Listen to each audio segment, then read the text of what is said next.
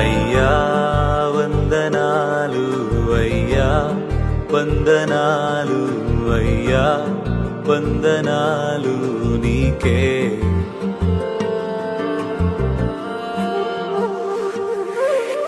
తుల్యమైన సరాగర్భమును జీవింపచేసిన నీకే.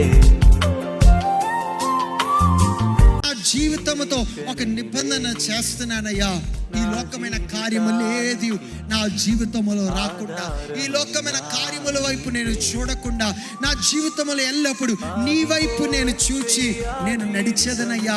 ఒక నిబంధన దేవుడితో నువ్వు చేసినట్లయితే నీ జీవితంలో దేవుడు నెమ్మదిని అనుగ్రహించి, నీ జీవితాన్ని దేవుడు తృప్తిపరిచి, నీ జీవితాన్ని దేవుడు ఆశీర్వాదకరంగా ఆయన చేయడానికి ఆయన శక్తి గల దేవుడై ఉన్నాడు. అయినా నీవిస్తావయ్యా వాగ్దాన ఫలము